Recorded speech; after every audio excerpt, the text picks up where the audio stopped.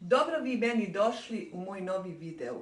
Želim sve srdačno da vas pozdravim. Hvala vam što me pratite, zapratite me još i uvijek. Ko se nije pretplatio, nek se pretplati. Sada ćemo lagano da pravimo jedan dobar sataraš na moj način, pa idemo lagano u pripremu. Evo ovako, pošto sam ja počela lagano da ove paprike siječem sitno, znači imam pola kilograma mojih domaćih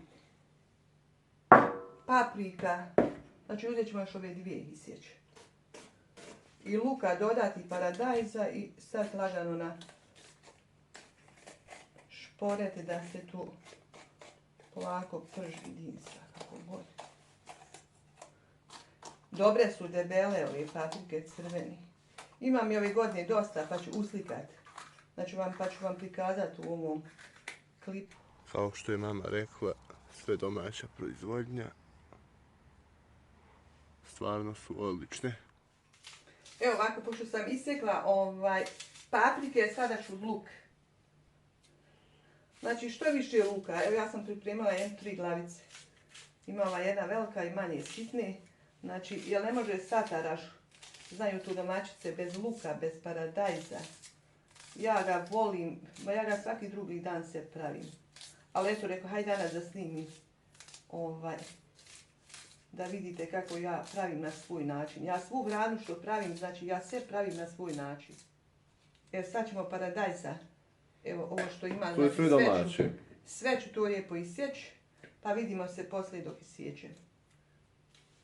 Evo i luk završavam i uključila sam gore kolo na struju da se prži. Znači dodat ću 2 kaščice ovoga soli, zato što će mi trebati. I pouljit ću. Onako. Da ima. Idemo lagano na pečenje. Idemo na prženje, nije pečenje. Dobro. Nije to tu. Znači s početka moramo miješati dok ne pusti svoj sok i onda kasnije smanjimo temperaturu. Koliko se to prilike prži? Pa sve zavisi koliko ti imaš količinski. Ako imaš više, duže to se dinsa. Ako imaš manje, brže ćeš. Evo od Boga morat će 20 minuta. Pa 20 minuta će morat da bude kako treba.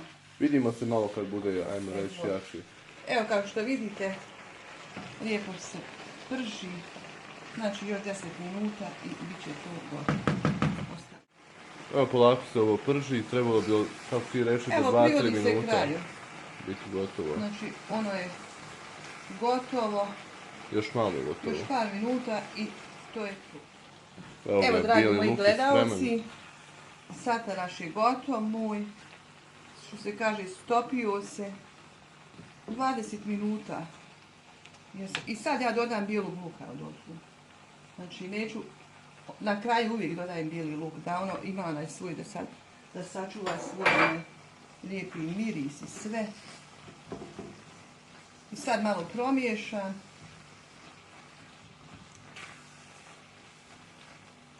I evo ga. Znači, neću ga vati u tanjir, nema potrebe. Evo, pogledajte kako lijepo ispao. Evo ovako, dragi moje koji me pratite, evo vidite kako je vruće, napolje je 40 stepeni, a šta ćeš, mora se jesti, skuhati. Želim da vas sve pozdravim, da vas pošaljem srdačne pozdrave od mene iz Vrbanje i vidimo se ako Bog da uskoro. Ćao!